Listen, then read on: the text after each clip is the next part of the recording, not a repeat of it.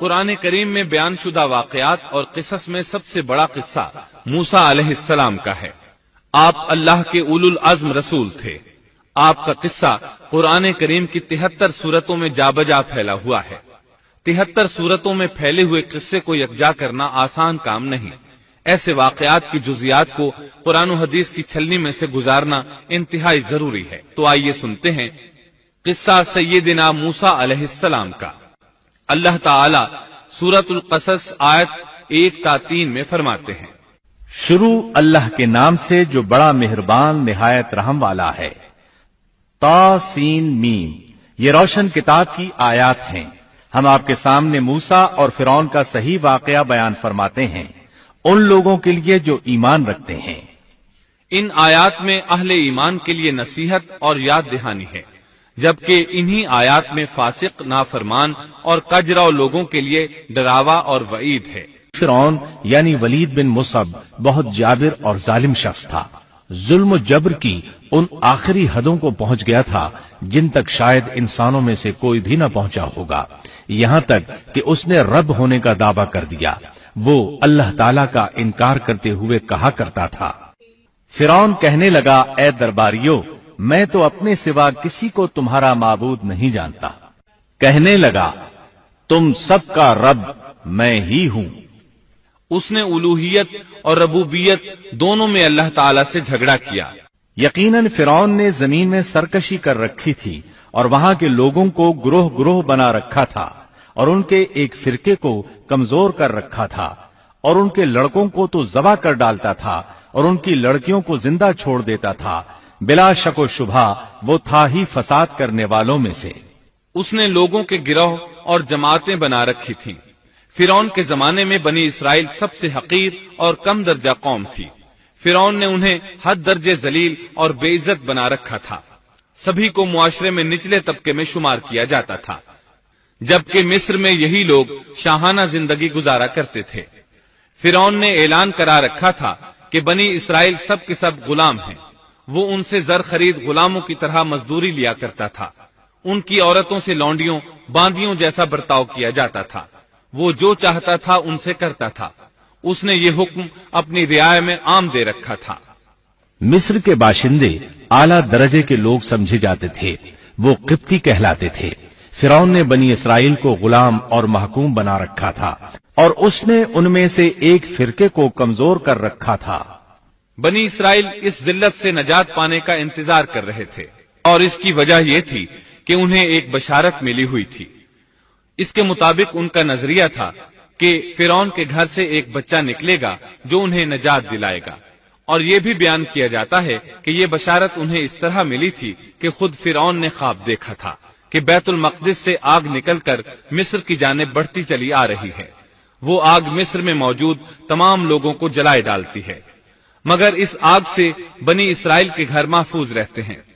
فرعون نے اس خواب کی تعبیر کاہنوں سے پوچھی۔ وہ کاہن اس کے نزدیک عالم تھے۔ انہوں نے خواب کی تعبیر یہ بتائی کہ بنی اسرائیل میں ایک بچہ ایسا پیدا ہونے والا ہے جس کی وجہ سے مصریوں کی ہلاکت ہوگی۔ یہ تعبیر سن کر فرعون ڈر گیا۔ تب اس نے ایک خوفناک حکم جاری کیا، بنی اسرائیل میں جو بچہ پیدا ہو اسے قتل کر دیا جائے۔ اللہ کی قدرت دیکھیے کہ ہارون علیہ السلام اس سے پہلے پیدا ہو چکے تھے اور موسیٰ علیہ السلام کی والدہ امید سے تھی۔ فرعون نے اپنا حکم یوں جاری کیا تھا کہ اگر ان کے ہاں بیٹے پیدا ہوں تو انہیں قتل کر دو، بیٹیاں پیدا ہوں تو انہیں زندہ چھوڑ دیا جائے۔ چنانچہ ایسا ہی کیا جانے لگا۔ ہر نو مولود بچے کو قتل کیا جانے لگا، بچیوں کو چھوڑ دیا جاتا۔ یہ تھا بچوں کو ذبح کرنے کا حکم جو بنی اسرائیل میں شروع ہوا۔ اس کا طریقہ انہوں نے یہ اختیار کیا کہ ہر حاملہ خاتون کی نگرانی شروع کر دی۔ دایا عورتوں کے ذمے یہ ڈیوٹی لگائی کہ حاملہ مستورات کی اطلاع دیں گی، اور جو دایا اطلاع نہ دیتی اسے بھی قتل کر دیا جاتا۔ اس طرح فرعون اور اس کے وزیروں کو ہر نو مولود سے باخبر رکھا جاتا تھا۔ ان دنوں سیدنا موسیٰ علیہ السلام کی والدہ اپنے حمل کے ابتدائی دنوں میں تھی۔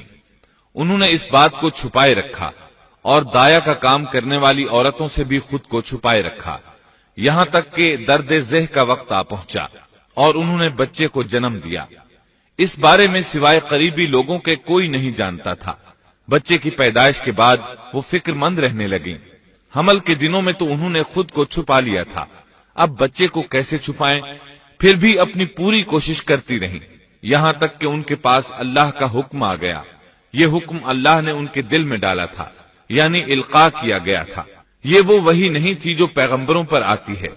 और हमने मूसा की माँ को वही की कि इसे दूध पिलाती रह, और जब तुझे इसकी निस्बत कोई खौफ मालूम हो तो इसे दरिया में बहा देना, और कोई डर खौफ या रंज गम न करना। हम यकीनन इसे तेरी तरफ लौटाने वाले हैं और इसे अपने पैगंबरों में बनाने वाले हैं। मतलब ये था कि जब तफ्तीश और तहकीक शुरू हो या खतरात बढ़ जाएं तो इसे दरिया में डाल दें। इस आयत मुबारका में बैक वक्त दो खबरें, दो अहकाम, दो हुक्म इम्तिनाई और दो बशारतें हैं। यानी हमने मूसा की माँ को वही की कि इसे दूध पिलाती रहे, ये दो खबरें हैं। और जब तुझे खौफ महसूस हो तो इसे दरिया में बहा दे, ये दो हुक्म हैं। कोई खौफ न खा और कोई गम न कर, ये दो इम्तिनाई हुक्म हैं। हम यकीनन इसे तेरी तरफ लौटाने वाले हैं और इसे अपने पैगंबरों में से एक पैगंबर बनाने वाले हैं, ये दो बशारतें हैं। और फिर वाकई तलाश शुरू हो गई। बनी इसराइल पर सख्ती की गई। मूसा अलैहिस्सलाम की माँ ने अल्लाह के हुक्म के मुताबिक बच्चे को संदूक में रखा और दरिया में छोड़ दिया। साथ ही मूसा अलैहिस्सलाम की बहन से कहा, तू भी इसके पीछे पीछे चलती जा। चुनाचे वो दरियाए नील की मौजों में चले और उनकी बहन किनारे किनारे चली, अपने भाई की निगरानी करती जा रही है कि दरिया में डालने के बाद क्या बनता है। अल्लाह ताला सूरतुल कसस आयत 11 में फरमाते हैं, मूसा की वालिदा ने उनकी बहन से कहा, तू इसके पीछे पीछे जा। तो वो उसे दूर ही दूर से देखती रही और फिरौनियों को इसका इल्म भी न हुआ। संदूक बहता हुआ फिरौन के महल्लात के करीब आन ठहरा। महल्लात दरियाए नील के किनारे थे।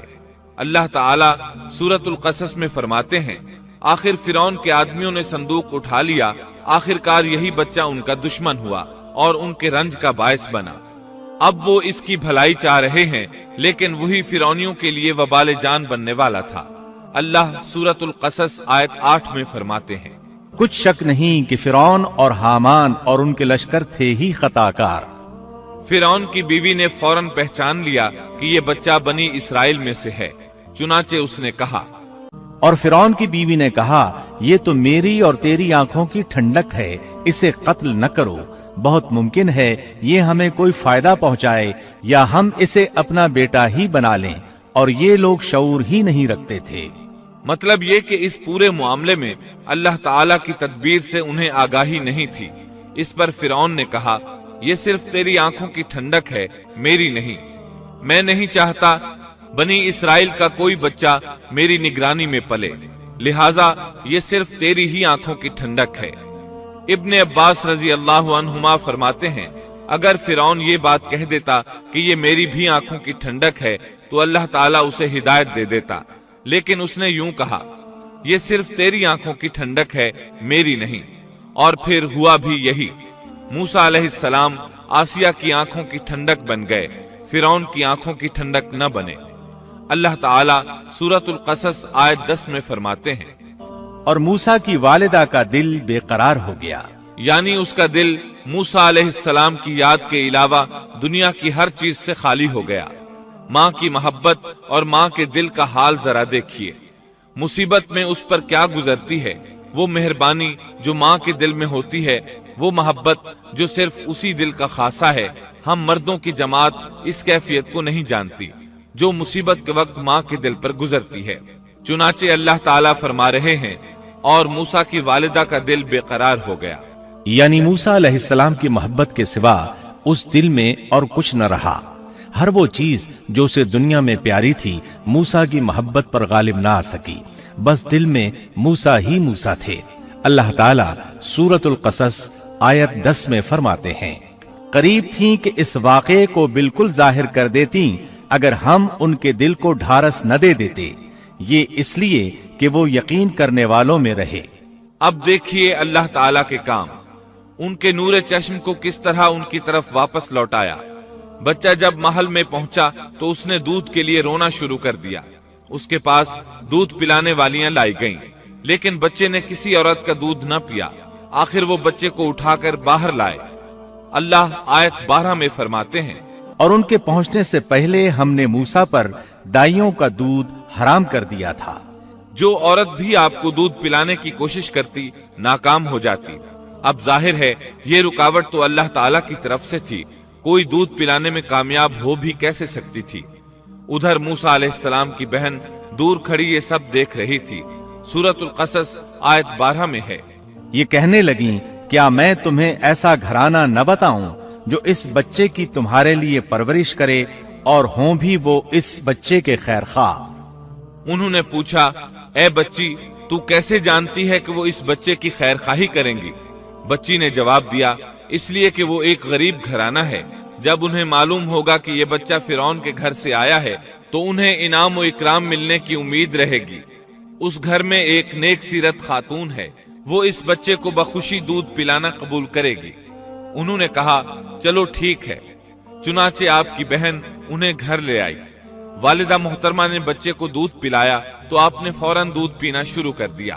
سیدہ آسیہ نے ان کی طرف پیغام بھیجا کہ وہ محل میں آ جائے اور جب تک بچہ دودھ پیتا رہے وہ اس کے پاس محل ہی میں رہے، لیکن موسیٰ علیہ السلام کی ماں نے انکار کر دیا۔ انہوں نے کہا، میرے اہل و عیال ہیں، میرے خاوند بھی ہیں، لہٰذا ان کے ہوتے ہوئے میں گھر نہیں چھوڑ سکتی۔ اب چونکہ بچے نے کسی اور کا دودھ پینا قبول نہیں کیا تھا اس لیے وہ خود بچے کو لے کر آتے تھے۔ اس طرح موسیٰ علیہ السلام کی والدہ کا بے حد احترام ہونے لگا۔ فرعون کے ہر کارے تحفے تحائف ان کے گھر لانے لگے۔ اللہ تعالیٰ آیت 13 میں فرماتے ہیں، پس ہم نے اسے اس کی ماں کی طرف واپس پہنچایا تاکہ اس کی آنکھیں ٹھنڈی رہیں اور آزردہ خاطر نہ ہو، اور جان لے کہ اللہ کا وعدہ سچا ہے، لیکن اکثر لوگ نہیں جانتے۔ اس طرح موسیٰ علیہ السلام شاہی محل میں پلنے بڑھنے لگے، یہاں تک کہ 18 سال کے خوبرو نوجوان ہو گئے۔ اللہ تعالیٰ آیت 14 میں فرماتے ہیں، اور جب موسیٰ اپنی جوانی کو پہنچ گئے اور پورے توانا ہو گئے تو ہم نے انہیں علم و حکمت عطا فرمایا۔ نیکی کرنے والوں کو ہم اسی طرح بدلہ دیا کرتے ہیں۔